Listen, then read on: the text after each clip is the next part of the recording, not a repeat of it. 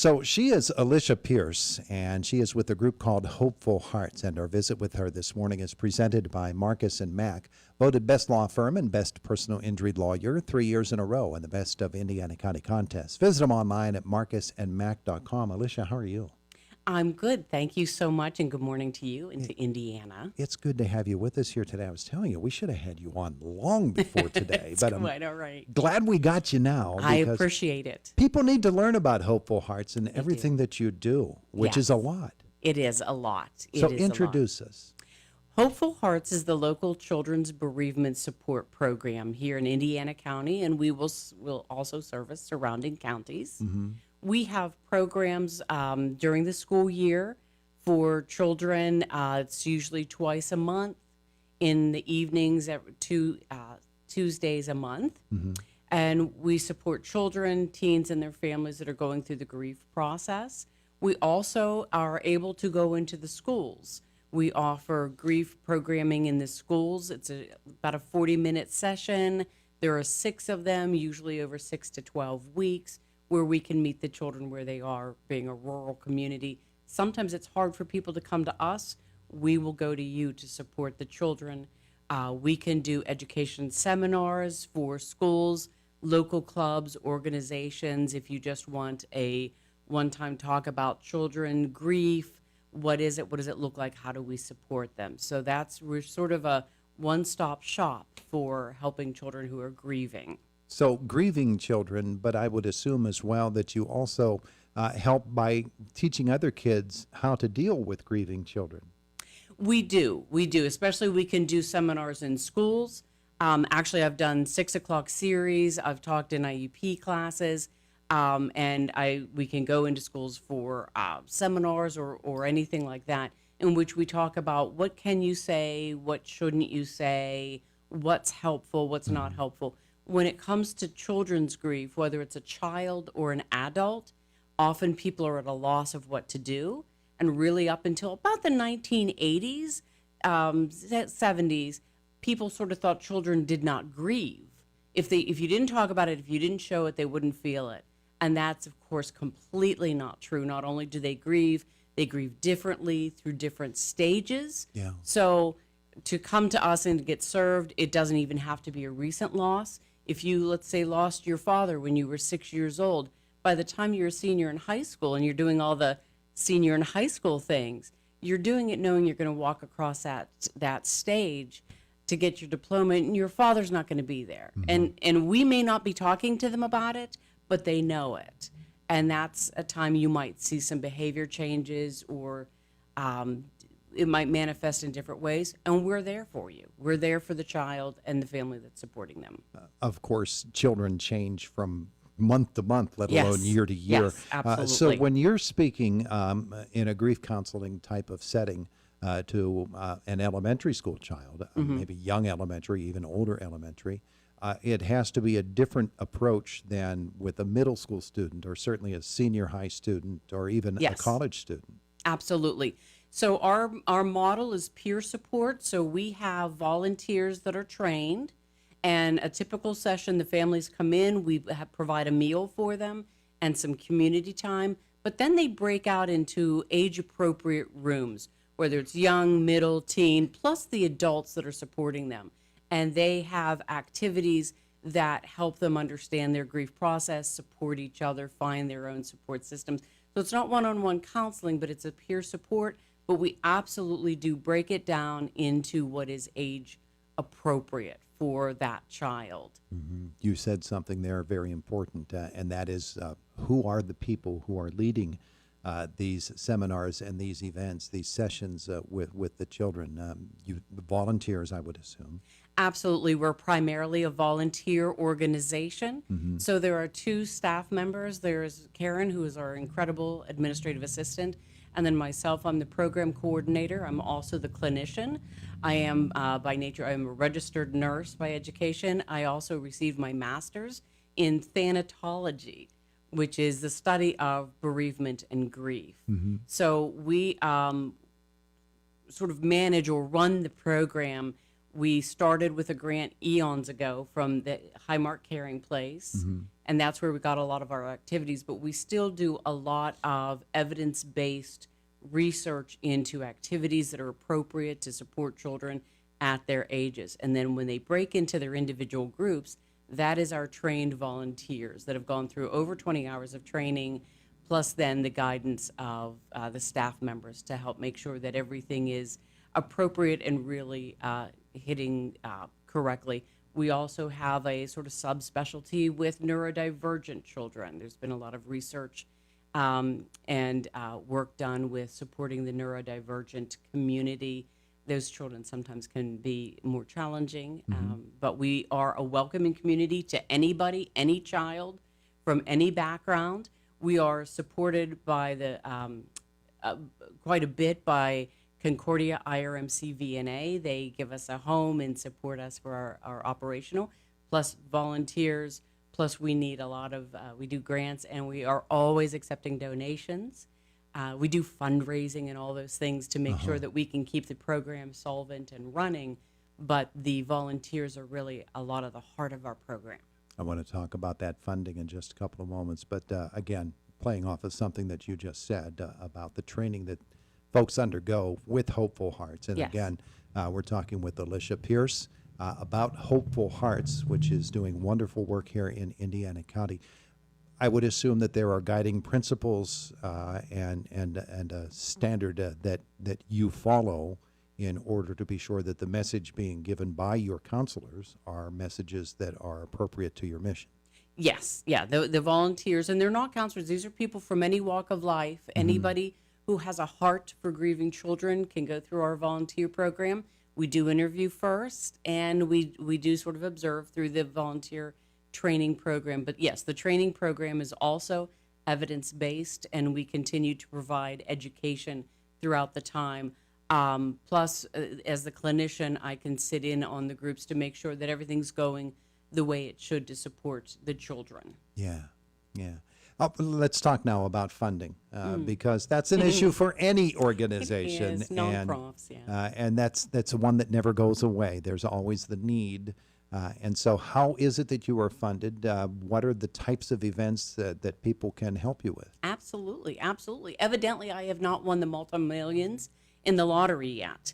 So until I win multiple millions in the lottery and can support it myself, the way we are funded is we are housed within Concordia IRMC VNA through their generous support, which helps with operational costs, and we are eternally grateful for them. But we also do a lot of grant writing. We get money every year from the Quota Club. We used to get from the Rotary Club. The FOE Eagles here in town has been extremely gracious, and they actually hosted a night at the races for us in the fall, or I'm sorry, in the spring. It was wonderful. It was very fun. We look forward to doing that again. That was a very successful and very, very fun fundraiser, as well as we do ask for donation letters. We do provide meals to the families, plus the activities. And all of this, I should say, is at no cost to the families. So there's no insurance that we bill. There's no bill to the families. This is free for them. We don't want cost to be a barrier to these children getting help. So how can people help if they just want to give? Oh, absolutely. Probably the best way is to call, and we can help you with how to make donations.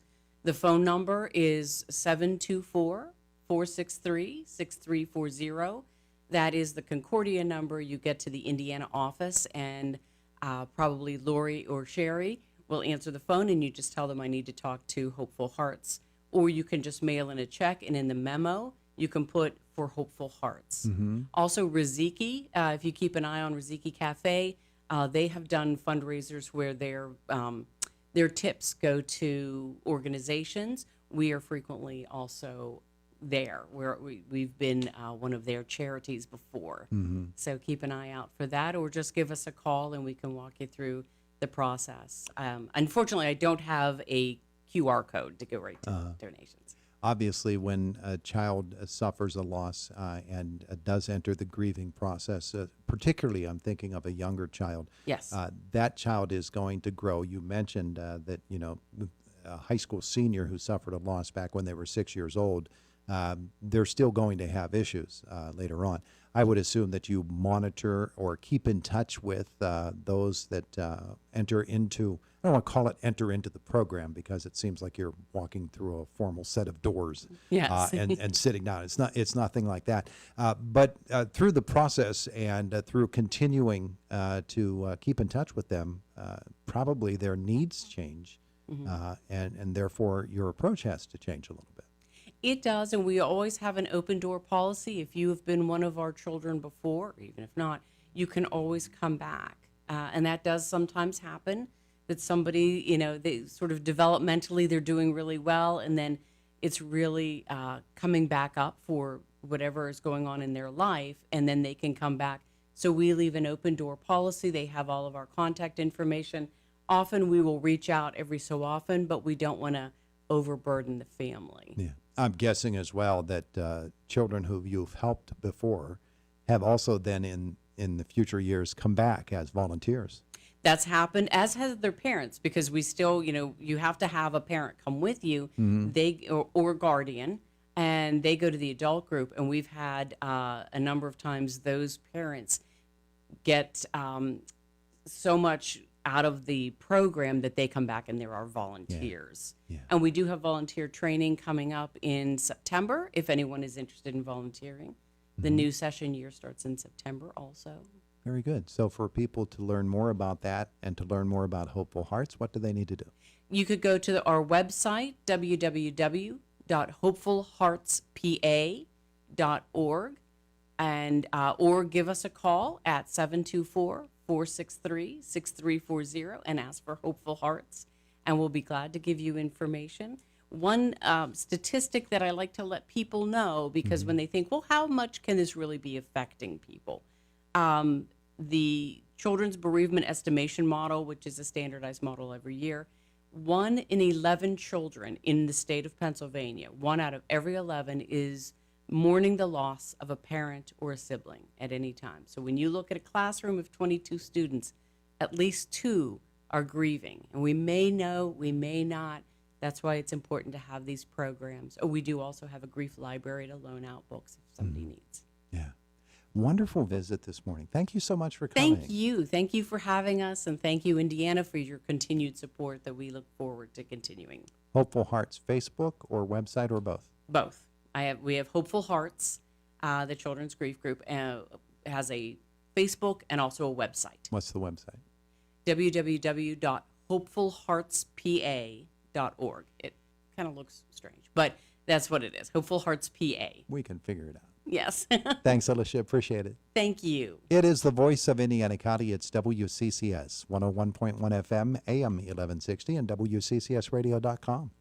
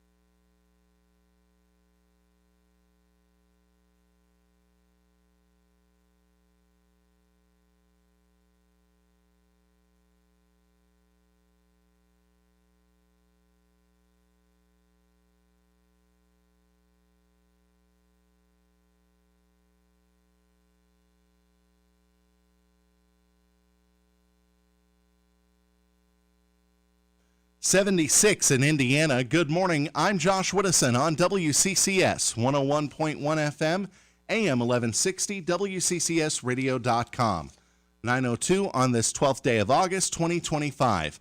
Last night, the Indiana School Board was notified by Board President Walter Schroth that the issue of property taxes will be brought before the board soon. Schroth said back in 2020 he was on the PSBA Property Tax Reform Committee, and they were in the midst of discussions to change the way schools in Pennsylvania were funded by getting away from property taxes when the COVID-19 pandemic hit and everything changed. His concern is that he feels there is a point where the total amount of taxes on a property will negatively impact property's value, and that will affect the amount of money the district would receive. He wants to have some discussion before the board develops a position paper on the topic.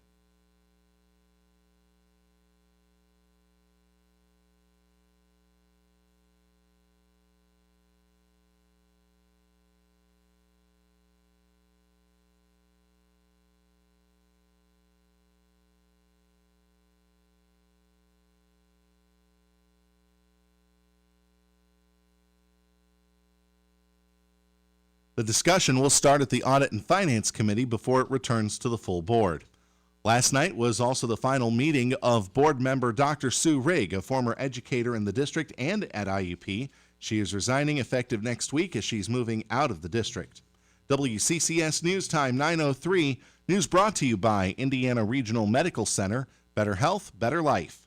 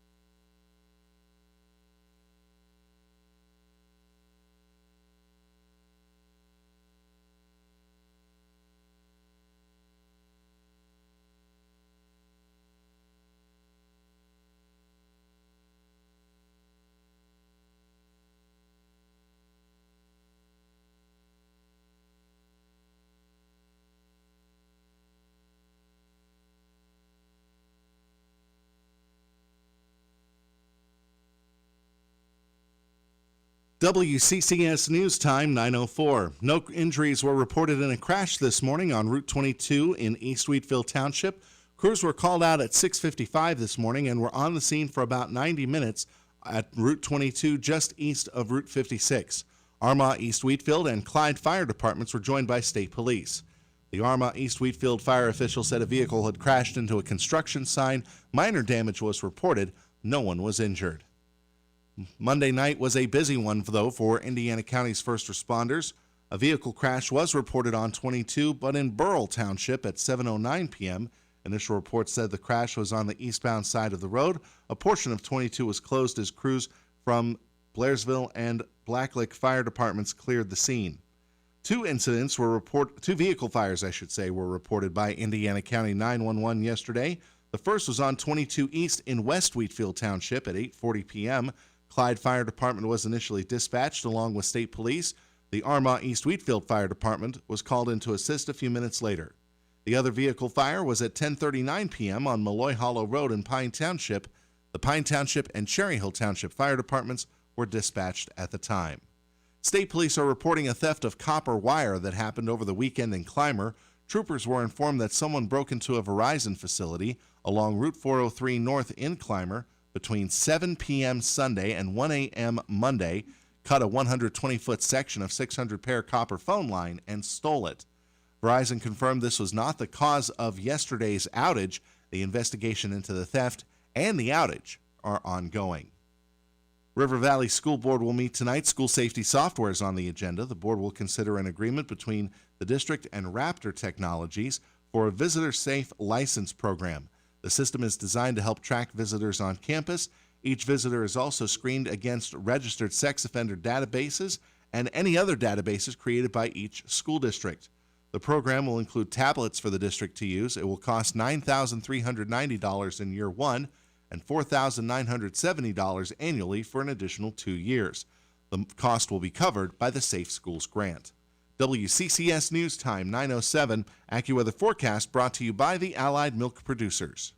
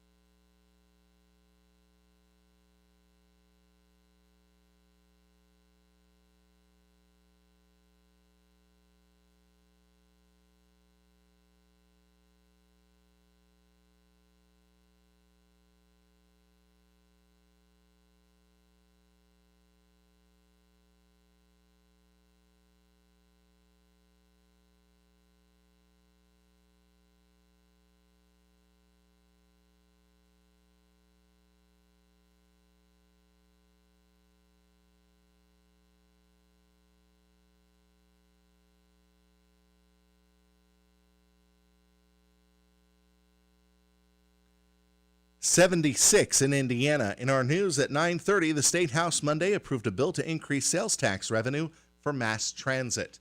Take WCCS wherever you go by listening online. Click the Listen Live link at WCCSradio.com. Brought to you by Indiana Regional Medical Center, Community Living and Learning, and the Flower and Balloon Gallery. I'm Josh Whittison for WCCS. 9:08, time for Sports in a Minute, brought to you by Indiana Regional Medical Center. Better health, better life. Here's Todd Marino. Buccos a third straight loss last night, 7-1 to Milwaukee, which has won 10 in a row. They have the best record in all of baseball. Paul Skeen's going to try to put a dent in that tonight against Milwaukee's ace Freddie Peralta. Great pitching matchup, 7:15 airtime.